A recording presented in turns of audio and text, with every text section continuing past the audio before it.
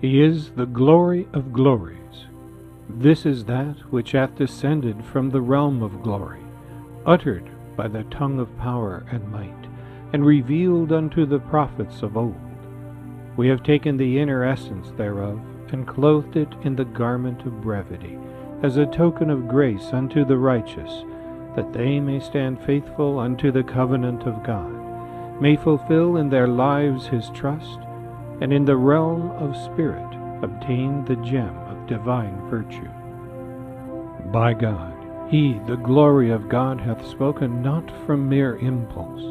He that hath given him a voice is he that hath given a voice unto all things, that they may praise and glorify him. There is none other God but him, the one, the incomparable, the Lord of strength, the unconditioned. They whose sight is keen, whose ears are retentive, whose hearts are enlightened, and whose breaths are dilated, recognize both truth and falsehood, and distinguish the one from the other. To every discerning and illuminated heart, it is evident that God, the unknowable essence, the divine being, is immensely exalted beyond every human attribute, such as corporeal existence, ascent and descent, egress and regress. Far be it from his glory that human tongue should adequately recount his praise, or that human heart comprehend his fathomless mystery. He is, and hath ever been, veiled in the ancient eternity of his essence, and will remain in his reality, everlastingly hidden from the sight of men. No vision taketh in him, but he taketh in all vision. He is the subtle, the all-perceiving. In all the divine books, the promise of the divine presence hath been explicitly recorded. By this presence is meant the presence of him who is the dayspring of the signs, and the dawning place of the clear tokens, and the manifestation of the excellent names, and the source of the attributes of the true God, exalted be his glory. God in his essence and in his own self hath ever been unseen, inaccessible, and unknowable. By presence, therefore, is meant the presence of the one who is his vice-regent amongst men. Consider the past, how many, both high and low, have at all times yearningly awaited the advent of the manifestations of God in the sanctified persons of his chosen ones. How often have they expected his coming?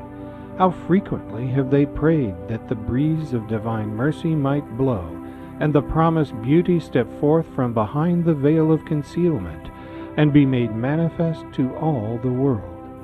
And whensoever the portals of grace did open, and the clouds of divine bounty did rain upon mankind, and the light of the unseen did shine above the horizon of celestial might, they all denied him, and turned away from his face, the face of God himself. O Son of Man, upon the tree of effulgent glory I have hung for thee the choicest fruits.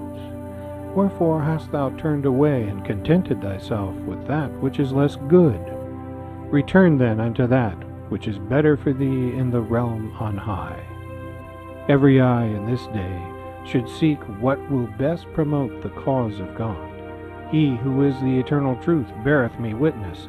Nothing whatever can in this day inflict a greater harm upon this cause than dissension and strife, contention, estrangement, and apathy among the loved ones of God. Flee them through the power of God and his sovereign aid, and strive ye to knit together the hearts of men in his name, the unifier, the all-knowing, the all-wise. In every age and cycle he hath, through the splendorous light shed by the manifestations of his wondrous essence, recreated all things, so that whatsoever reflecteth in the heavens and on the earth the signs of his glory may not be deprived of the outpourings of his mercy, nor despair of the showers of his favors. How all-encompassing are the wonders of his boundless grace! Behold, how they have pervaded the whole of creation. Such is their virtue, that not a single atom in the entire universe can be found which doth not declare the evidences of his might, which doth not glorify his holy name, or is not expressive of the effulgent light of his unity. So perfect and comprehensive is his creation, that no mind nor heart, however keen or pure, can ever grasp the nature of the most insignificant of his creatures, much less fathom the mystery of him who is the day star of truth, who is the invisible and unknowable essence. Having created the world and all that liveth and moveth therein, he, through the direct operation of his unconstrained and sovereign will, chose to confer upon man the unique distinction and capacity to know him and to love him, a capacity that must needs be regarded as the generating impulse and the primary purpose underlying the whole of creation. Upon the inmost reality of each and every created thing he hath shed the light of one of his names, and made it a recipient of the glory of one of his attributes.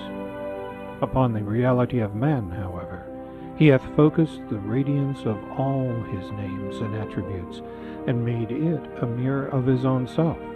Alone of all created things, man hath been singled out for so great a favor, so enduring a bounty. O Son of Man, thou art my dominion, and my dominion perisheth not. Wherefore fearest thou thy perishing? Thou art my light, and my light shall never be extinguished. Why dost thou dread extinction? Thou art my glory, and my glory fadeth not. Thou art my robe, and my robe shall never be outworn. Abide then in thy love for me, that thou mayest find me in the realm of glory.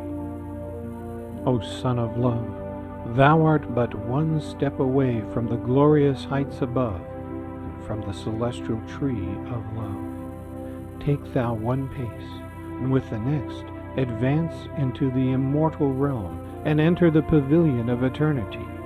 Give ear then to that which hath been revealed by the pen of glory. O Son of Glory, be swift in the path of holiness, and enter the heaven of communion with me. Cleanse thy heart with the burnish of the Spirit, and hasten to the court of the Most High.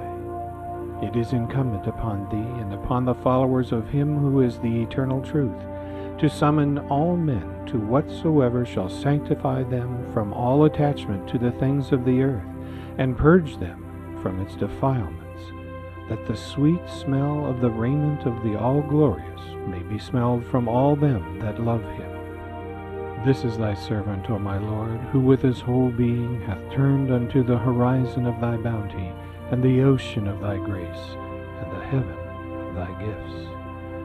Do with me, then, as becometh thy majesty and thy glory, and thy bounteousness and thy grace. Verily, all created things were immersed in the sea of purification when, on that first day of Rizwan, we shed upon the whole of creation the splendors of our most excellent names and our most exalted attributes.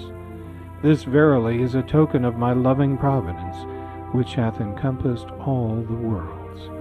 Consort ye then with the followers of all religions, and proclaim ye the cause of your Lord, the most compassionate.